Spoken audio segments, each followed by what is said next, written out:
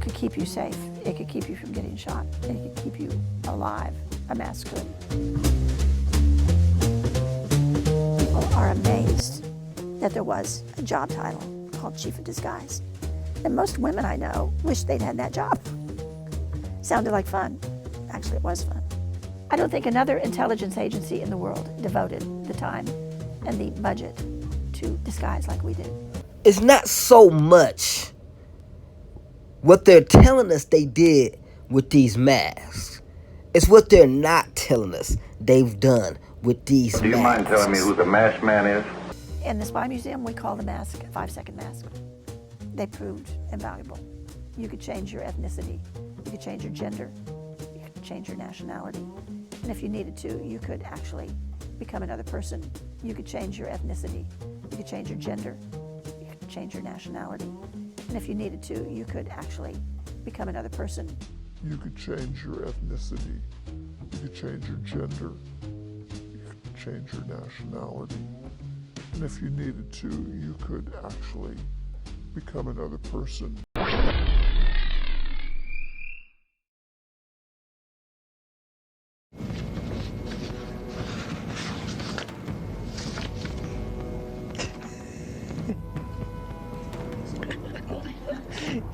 She can't stop.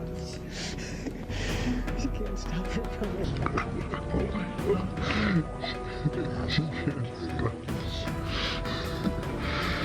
She can't stop it from it. What can't you stop remembering that got you laughing like a little giddy schoolgirl? And I'm starting to notice that this goes with these agents who actually play actors, musicians, and singers. I want you to pay attention. Pay close attention on this. I believe that this is a face mask. If you look at how this is hugging the inner part of his face, but the outside of his face is sticking out. Then you look at the jawline. The face just doesn't look right. Look at those dull eyes. This isn't Michael Jackson, at least the original actor that was playing Mike. There's nothing you Some can do. chamomile tea over there that might settle it down. Of course, problem is it might put you to sleep. You're welcome. Mr. Jackson, in the latter portion of 1993, there were some allegations leveled at you concerning improper conduct with some young boys. Very disturbing behavior. If you're just to look on the outside, they don't mind this laughing, they don't mind his giggling, because they want him to look crazy anyway. But this behavior is very similar to who I believe another agent who was wearing a face mask. Did you do it? No, I didn't. I think it was his idea of a joke. Nope. And this is it. These are very serious accusations. One is being accused of being a child molester. The other one is being accused of being a murderer, and they can't take it serious. Did not do it. No, I didn't. Nope, did not do it.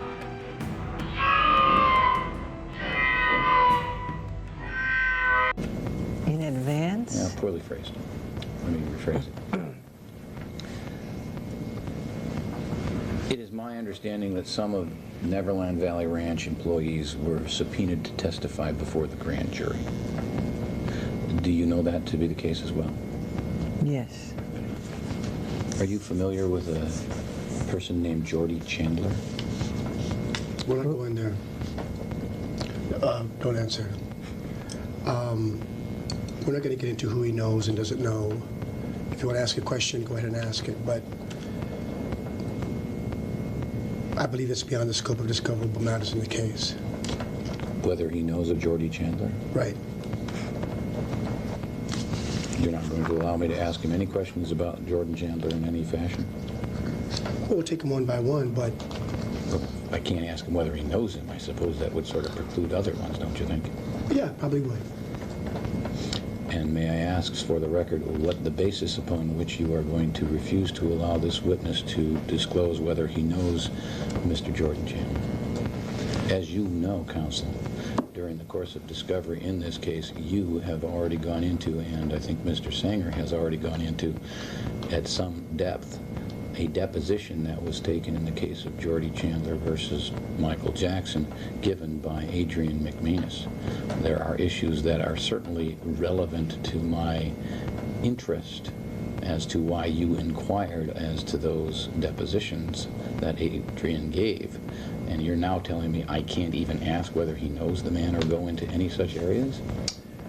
Yeah, let me Isn't there cover a that. quote that comes to mind of what's good for the goose is good for the gander? What, Aesop's fame.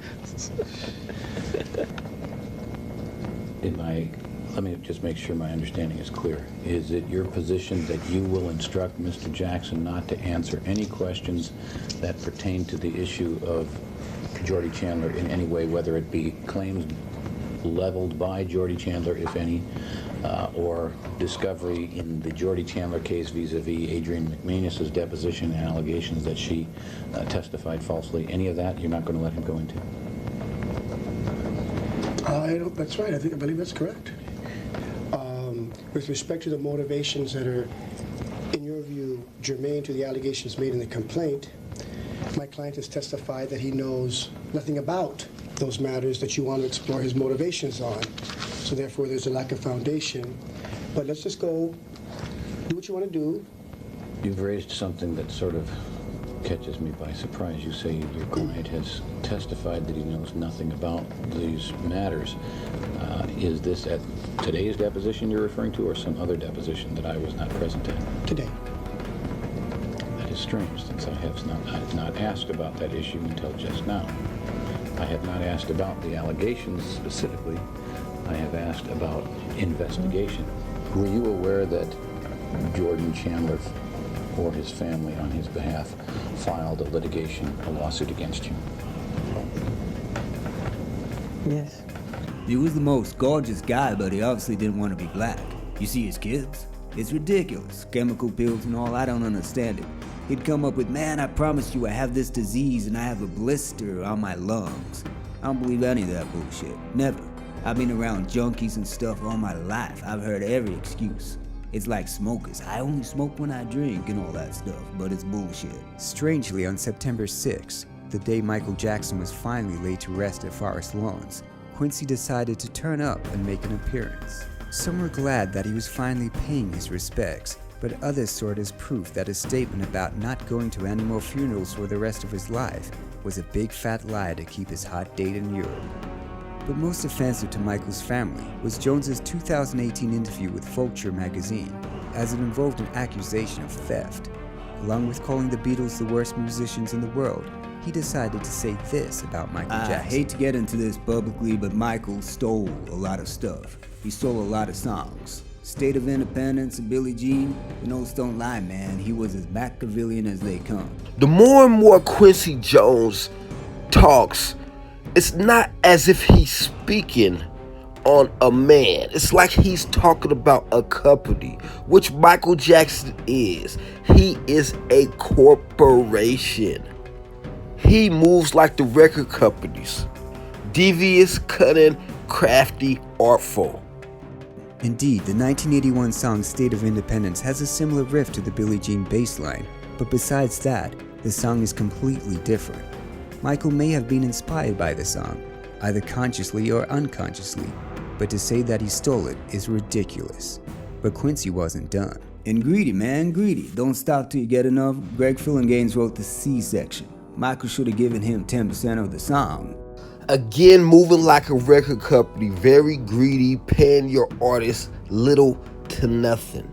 Now, if you look at this picture right here of Michael Jackson, now during the 60s and the 70s, these face masks had came about, but there was other techniques being used too, and it looks like he's almost in blackface. Something is just off with that color and with his hair. Looks like a wig. I believe many people played the role of Mike. These people didn't account on people 50 to 70 years later examining these pictures or the tools that are available to us now. Greg was a session artist who played piano for Michael Jackson, including on tour. The standard process in the 1970s for songwriting credits was that any additional music written by session musicians, such as riffs or chords or instrumental breaks, were not credited as co-songwriters. They were listed on the album credits as having performed on the song. It was a clean way to ensure that a hired musician didn't turn around and sue the artist for contributing to the song with their own musical touch. Quincy told Michael to list him as a co-songwriter, which Michael initially agreed to, but Michael changed his mind when realizing the precedent it would set. The instrumental break written by Greg was listed as an arrangement, as Don't Stop Till You Get Enough was Michael Jackson's composition. But Jones went on. I used to kill him about the plastic surgery, man. He'd always justify it and say it's because of some disease he had. Bullshit. Michael's appearance was an issue for Quincy. They had to keep coming up with excuses, plastic surgery, or why something didn't look quite right with Mike. Michael said, have you got any advice? So I said, yeah, look, this is what you got to do. You're really hot. It's just starting. It just had Off the Wall. And I said, you've got to make some great videos. So he went off and made Thriller and things like that. I said, you've got to get a really good manager because it's all going to be coming in and it could all go out if you don't. And I said, and you ought to think of getting into song publishing. For a business, you ought to think about music publishing. It's because it's very good business. You love music. I'm into it. It does very well. It's a nice, easy business for a musician to be in. And it's a very rewarding business because it's music, it's songs, beautiful songs. The musicians that are agents are a lot different than your regular agents. They don't have all the training they may have because they got to be able to dance. They got to be able to sing. They got to be able to do whatever it is that artist is supposed to be doing. So it's just better for them to grab somebody that's already in the business and turn them into an agent or has experience in it. It actually kind of fell apart a little bit later because he was talking to me and asking my business advice. And one of the things I said to him was, think about getting into music publishing. And then he looked at me kind of, I thought he was joking, he said, I'm going to get yours. Oh, yeah. So, I kind of thought, oh, you. I suppose Michael knew I was trying to sort of get control of him, and I kind of thought he was joking. I used to work with him, and he'd say, I'm going to get your records, I'm going to get your songs. I'm going to buy your songs. I'm going to buy your songs, And I went, yeah, great, good one, and we just carried on. And then a few weeks after that, he said, I'm going to buy your songs. I thought, well, it's a bit of an old joke by now, but very funny, all right, And I still thought he was kidding, But it turned out to be true, and... And just a few weeks later, just somebody rang me up and said, Michael Jackson's bought Northern Songs. Remember, artists play checkers while the record company plays chess.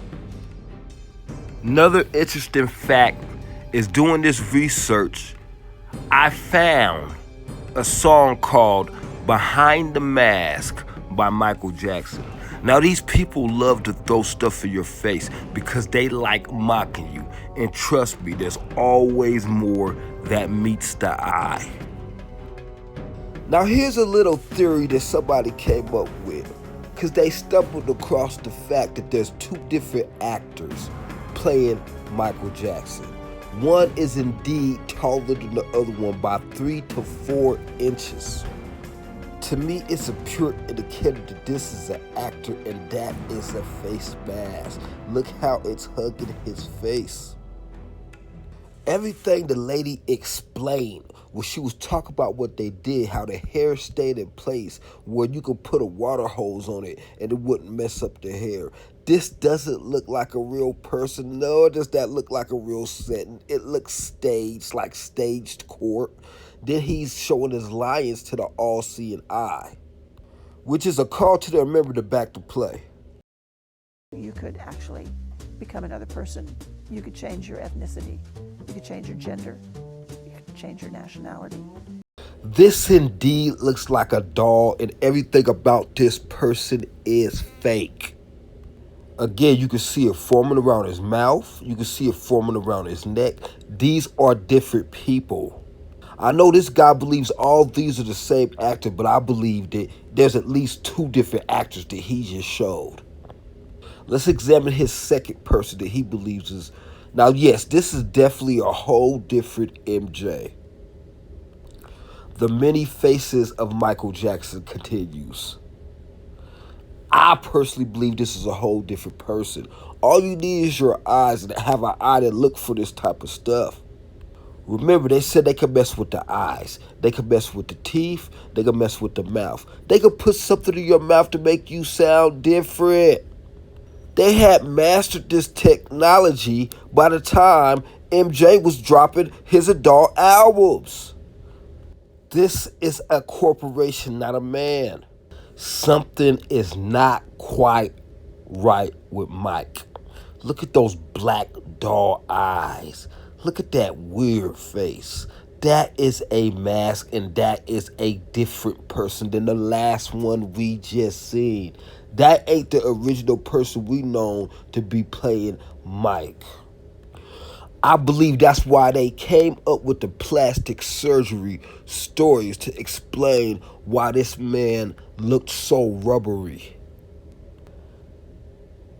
If you can't see this, I don't know how I can help you at this point.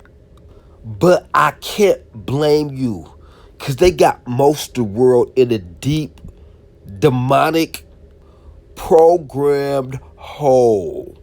And it's hard to dig your way out of there. This is the Mike we've known. If there ever really was a Mike, this was probably him, not him. They look nothing the same.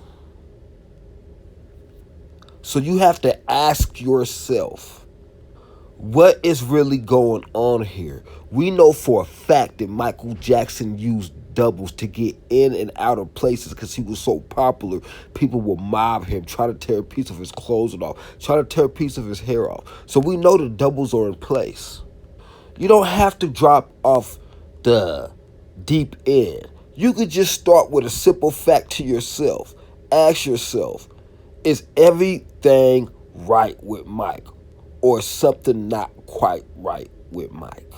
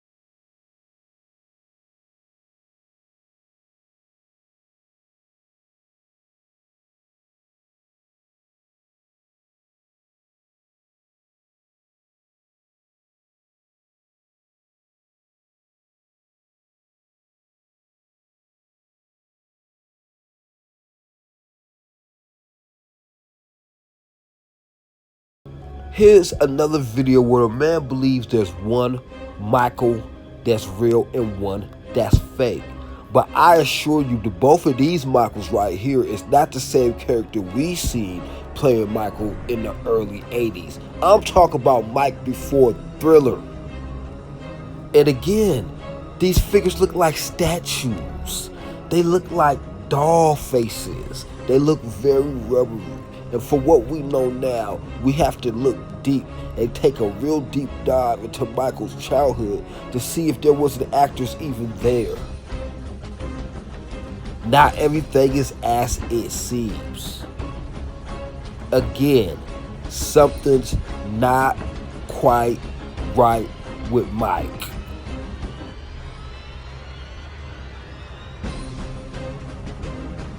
I question if that's even a man right there.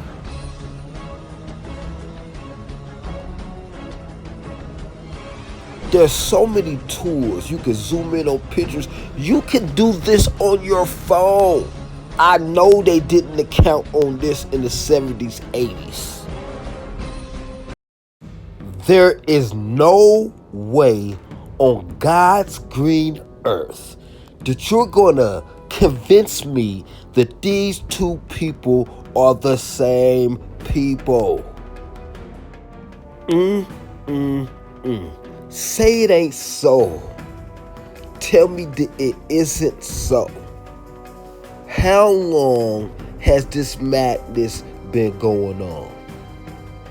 Another thing I noticed about Mr. Michael Jackson, he's always buttoned from the neck down. Like you never see nothing under his neck.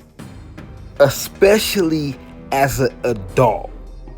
Very hidden. You don't see his arms, you know. I'll never ever remember seeing Michael in a t-shirt or some shorts ever. You feel me? Now those of you that may think this is from disease, remember his mother said they had no disease like that they knew about in the family. Now these is very interesting because I don't believe none of these are the same people. In fact, one you could tell is taller than the other one. They matched these guys' heights up for the time, you know. So you could tell the one on the left is taller than the one on the right. You know, once again, from wrist to neck, you know what I'm saying, covered up. Now, even with the lips, man, younger you got some suit coolers, you get older, you know what I'm saying, your lips is looking real suspect. You know, they're like, especially the one on the right don't look like, you know, R joints. You know what I mean? They don't really look like R joints. C.I.A. face mask. Case study, Michael Jackson.